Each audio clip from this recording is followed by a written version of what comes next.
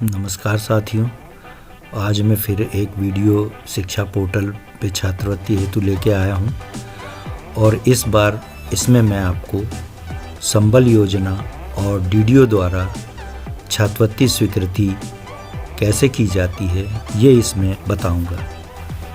तो चलिए हम शिक्षा पोर्टल पर चलते हैं और यहाँ पर आपको लॉगिन होना है डीडीओ के यूज़र आईडी पासवर्ड से।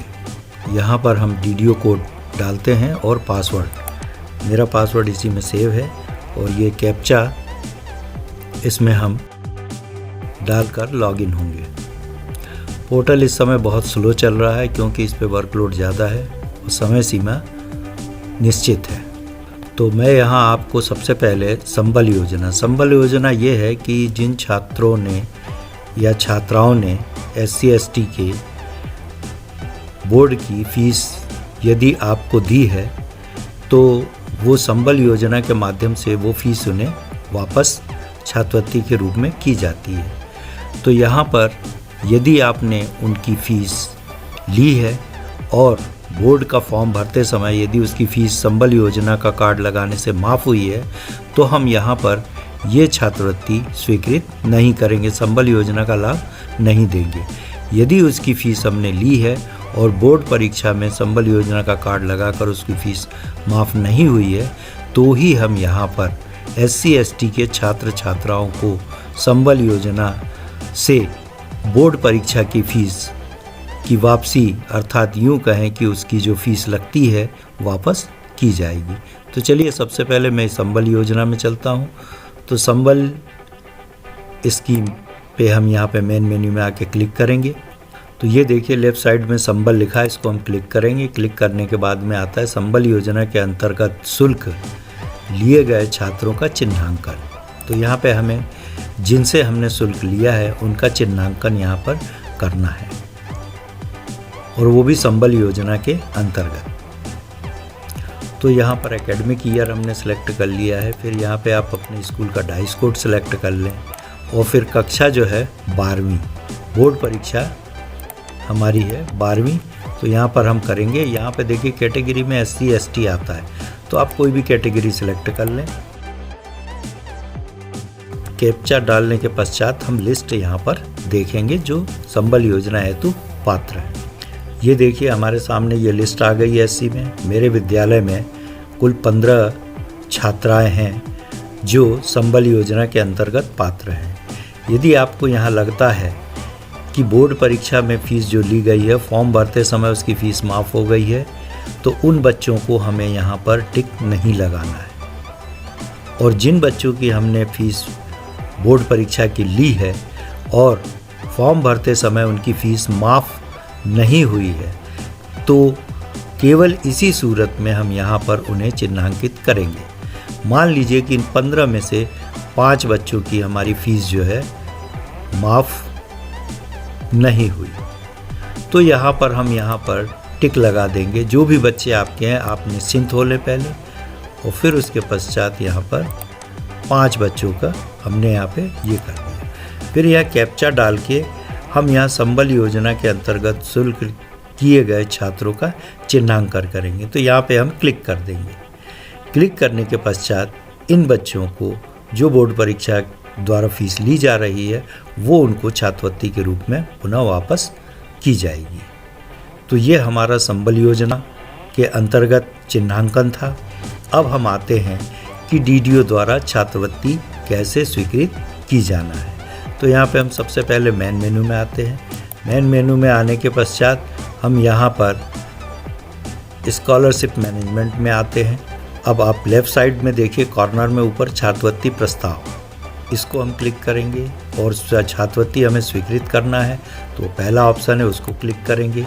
अब यहाँ पर हम एकेडमिक ईयर हमें सेलेक्ट करना है तो ये हमने 2021 सेलेक्ट कर लिया, पुनः 2021 सेलेक्ट कर लिया। यहाँ पर हमें डाइस कोड डालना है तो अपने विद्यालय का डाइस कोड डालिए या जिस विद्यालय का हमें छात्रवृत्ति स्वीकृत करना है उस विद्यालय का यहाँ पर डाइस कोड हम डालेंगे।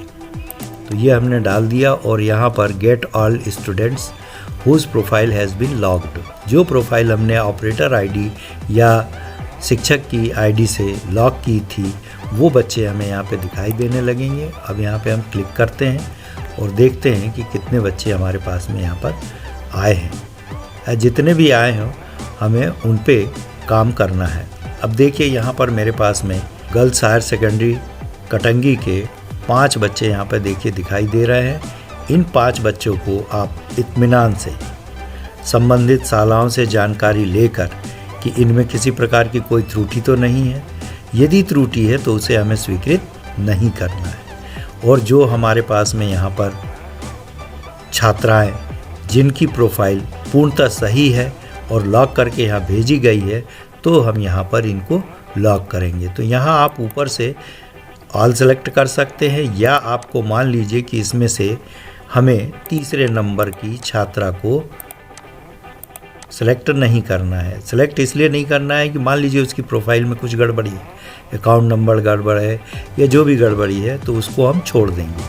और छोड़ने के पश्चात हम यहाँ पर कैप्चा डालेंगे और कैप्चा डालने के बाद में sanction scholarship payments to student, यहाँ से हमें स्टूडेंट को स्कॉलरशिप पेमेंट करने के लिए यहाँ से हमें क्लिक करना है। क्लिक करने के बाद में ये हमारी स्कॉलरशिप इनकी स्वीकृत हो जाएगी। यहाँ पे एक चीज़ और बता दूँ, ये ज़रूरी नहीं है कि जिसको स्कॉलरशिप मिले केवल उसी की स्वीकृति हमें करना है। यहाँ पर जिनको 0 रुपये भी यदि पात्रता है, यानी कोई भी स्कॉलरशिप की पात्रता नहीं है, उसको भी हमें यहाँ पर स्वीकृत करना है। तो चलिए ये हमने स्वीकृत यहाँ से कर दिया है। और एक तीसरे नंबर के छात्रा को हमने यहाँ पे जानकारी दी गई कि ये छात्रा का प्रोफाइल जो है कुछ गड़बड़ है और त्रुटिवश ये जो है लॉक हो गई है। तो ये हमने सैंक्शन पे क्लिक कर,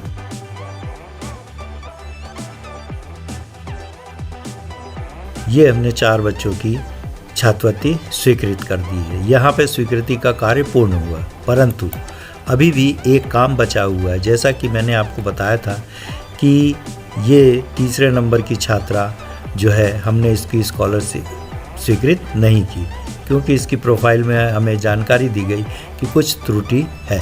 तो इसको हमें यहाँ से क्या करना है, रिजेक्ट करना है। तो रिजेक्ट करने के लिए हमें यहाँ पे छात्रवृत्ति प्रस्ताव में पुनः जाना है और उसकी छात्रवृत्ति यहाँ से क्या करना है, रद्द करना है। तो यहाँ पे हम क्लिक करेंगे, एकेडमिक ईयर हमें सेलेक्ट करना है, डाइस कोड हमें यहाँ पे सेलेक्ट करना है, क्लास हमारी यहाँ पर थी वो 8वीं की छात्रा थी, और कैटेगरी हमें मान लीजिए नहीं मालूम है।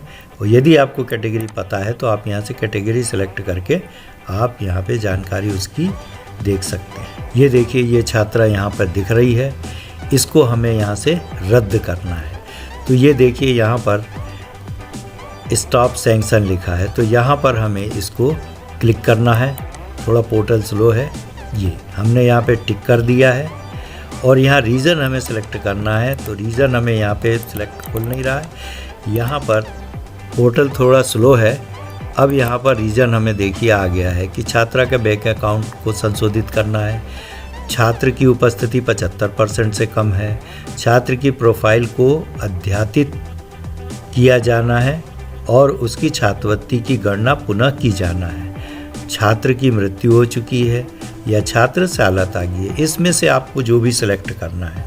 तो अब जैसे यहाँ पर मान लीजिए कि मैं बैंक अकाउंट सेलेक्ट कर देता हूँ, आपका जो वास्तव में रीज़न है वही आप यहाँ पे सेलेक्ट करें और यहाँ पर आप ओके कर दें। और इसके बाद में कैप्चा डाल के हम यहाँ से उस छात्रा को रिजेक्ट करेंगे। रिजेक्ट करेंगे तो पुनः यह जो है आपको ऑपरेटर आईडी या शिक्षक की आईडी पर जहां हम लॉक करते हैं वहां पर ये छात्रा दिखेगी और वहां पर हम जाकर इस छात्रा का बैंक अकाउंट जो गलत हमें जानकारी दी गई थी कि गलत है, उसको वहां से सुधार के पुनः लॉक करके हम यहाँ स्वीकृति का कार्य करेंगे। यहाँ पर उसको रिजेक्ट का ऑप्शन जो है stop scholarship payment of student कर दिया है।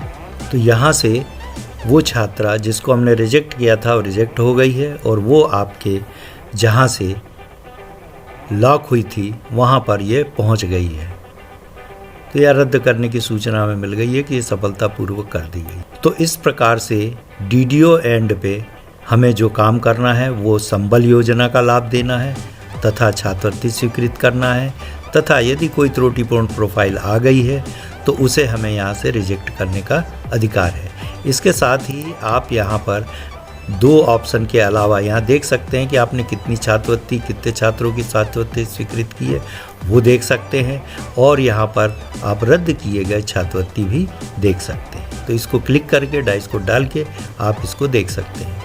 मेरा यह वीडियो यदि पसंद आया हो तो आप इसको लाइक करें, कमेंट्स करें। यदि अभी तक आपने सब्सक्राइब नहीं किया है तो प्लीज़ सब्सक्राइब ज़रूर करें, ताकि मैं मोटिवेट होकर आपकी समस्याओं का हल के रूप में वीडियो लाता रहूं। बहुत बहुत धन्यवाद।